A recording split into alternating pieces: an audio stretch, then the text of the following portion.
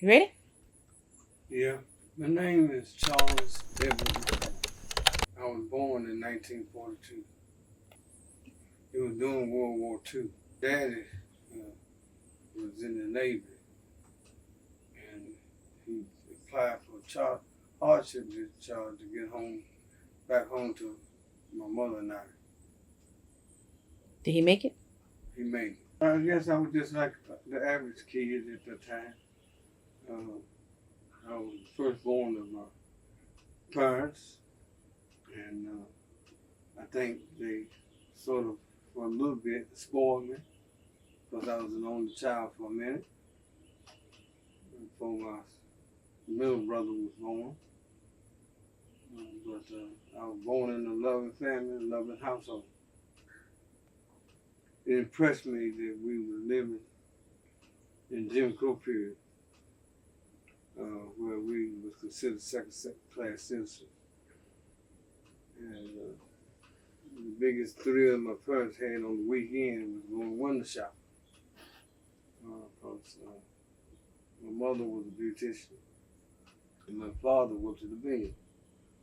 And so on Sunday afternoons, they would carry me, we'd get on the city bus and ride downtown and then walk the streets downtown and look in the windows. It's just almost like the puppy in the window. But those were the times I remember vividly. As we got older, my daddy and mother always incorporated some trips for us, the kids, my brother and I. And so we enjoyed a family vacation. I guess that green book would come into play, trying to find places where you could stay and find accommodation.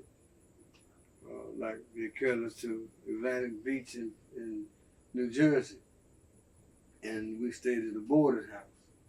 So you couldn't stay in a hotel because the hotel didn't accommodate you, but they were boarding houses. So I guess that green book came in handy, and knowing where to go and how to find accommodation. Along that time, the role models for us was ministers, teachers. We had in our hometown, we had a lawyer, dentists, and pharmacists. So we had some professional people. Doctors, had 2 doctors in town. And so those were the role models that we have to aspire to, because during that time, blacks were relegated to more menial chores, janitors pushing brooms and things like that. So you didn't have, unless you now remember the movie where Hidden Figures, and I don't think any of them knew that they were going to end up in a place of advantage to say that you could impact space travel. That was phenomenal to look back and say that did happen. My parents was my role models. My parents were middle class people, middle income people. My daddy worked in textile. My mother was a beautician, and she owned her own beauty shop, and she had a nice income. My dad worked more than one job so that he could send us to college. And so my dad was a scoutmaster when I was coming up. He was a softball coach. And when I had my young family, I became a coach. I too had more than one job. I've always had more than one job because I wanted the best for my family. So, do you feel like you were like your parents? In a lot of ways, I am like my parents. And they became very proud of what I became. See, when I became a minister, my dad was just as just as proud as he could be. Mom as well. Why did you become a minister? I felt called, and so uh, taking advice of my former pastor, he suggested to me that going back to college, I ended up getting one of the better paying jobs in town, working at Western Electric. Uh, they was a Baby Bell. Anybody that area know what I'm talking about. I worked on the assembly line for a while. I ended up doing circuit boards, those kinds of things, and so I ended up uh, working in Western Electric with a decent income from my family. So I built my first home from the income that I earned working at Western Electric, and so my pastor, when I felt called in the ministry, suggested to me that I go back to school. And he said, then don't go to school to be a preacher. Go to school and get a career so that you can feed your family. And then go to school for ministry. So this is what I did. So I went and got certified to be a teacher. I ended up going to school in Shaw University.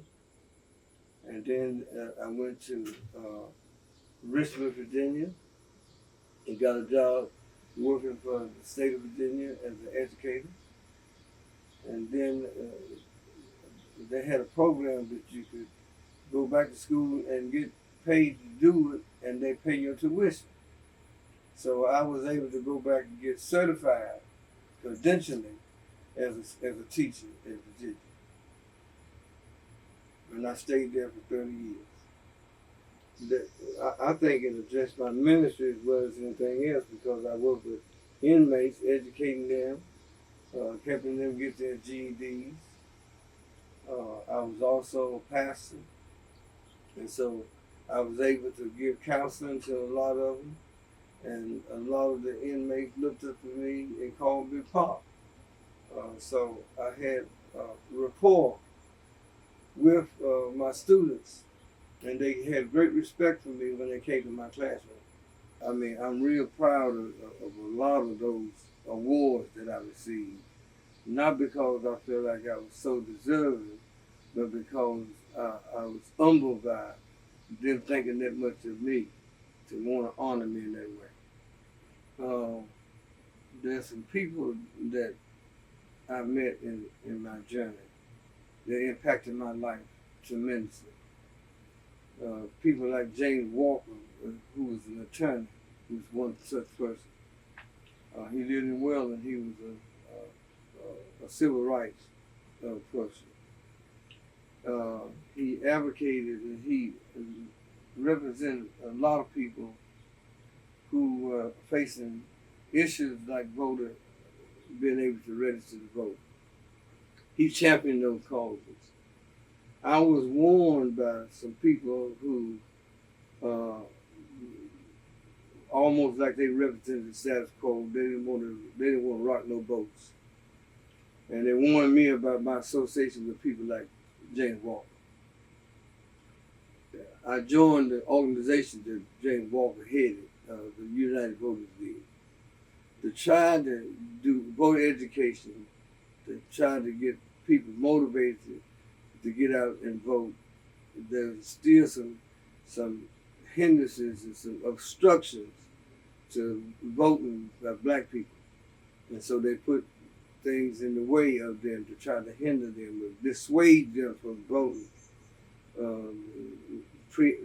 Wanted them to recite the preamble to the Constitution.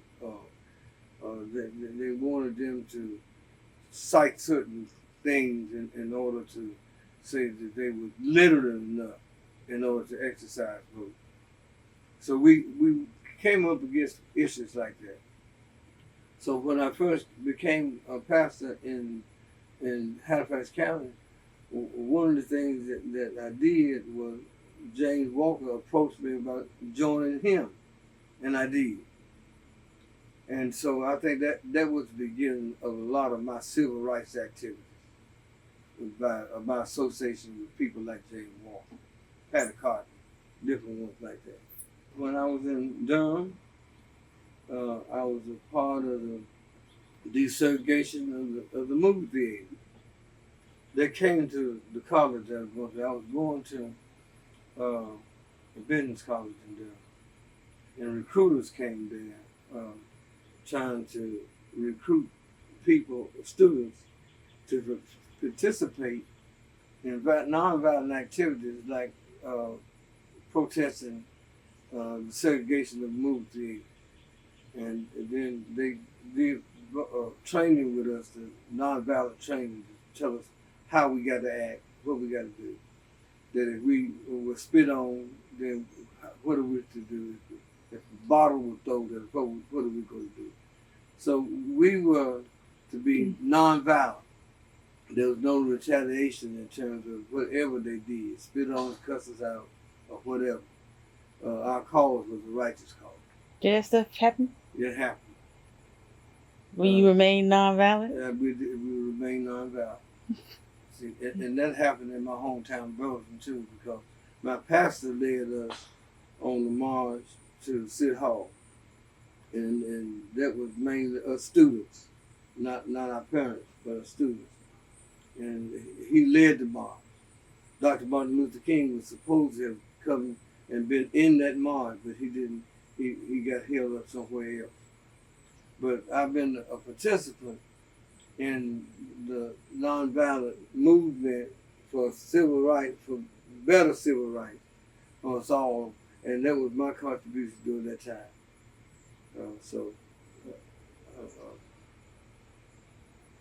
Readily accepted the challenge along with a lot of other students. We're still doing some of the same thing. That's what we saw with the Floyd situation. When we got all the litany of other black males who were, and even to women, we got to Rihanna end up getting killed by the police. So we're still facing some of those same issues that we faced during the 60s. And we're facing it today. And that's why I thought it was important that we get involved in whatever activities. I'm like John Lewis now when he talked about getting into good trouble. When you see something wrong, react to it, but in a nonviolent way. And this is what I could appreciate. John Lewis was a part of SCLC, and I've been a disciple of the Southern Christian Leadership Conference principles. I embrace them. I think nonviolence is the way to do it, and violence only attracts violence. And Dr. King says, darkness can't drive out darkness. It takes light. And that's what we're trying to do, bring light on a dark situation. That we could transform what is to what can be. And this is what our hope and our vision is for a better tomorrow. I think, especially with the average African American, we all wanted to see equality in life. We wanted not only for ourselves, but especially for our children and my grandchildren, that they can enjoy the pursuit of life, the pursuit of happiness, and the contentment that comes with that. If people give you an opportunity to at least live out your aspirations, to have a better change, a better tomorrow. So I wish I could breathe an anointing on this present generation along with the future generation. But it's going to be up to them to pick up the mantle, and then let's run this race. They got to run it themselves.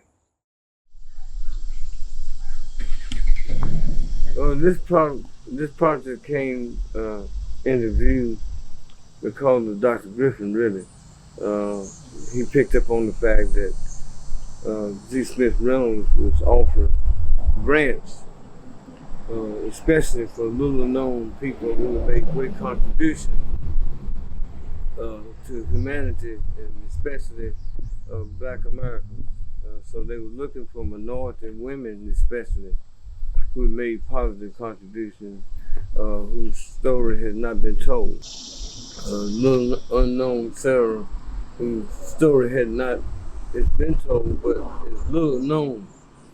So hopefully, this was an opportunity to get her in the history books. So the story starts here and go around, and then come on around there, and ends right here with the ICC, that Interstate Commerce Commission that rules segregation must end on interstate travel.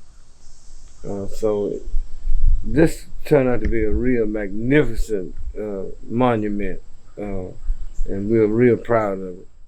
I think I've been living out my purpose and my calling. I felt early on in my late 20s a call of God to become a minister. And with that comes some fulfillment in terms of living out my purpose. This is my purpose, is to inspire other people. And then not only to inspire them, but to encourage them that they too can have a better future if they will do what God will have us to do. All right, if I could just help somebody along life's way, then my living too will not have been in vain.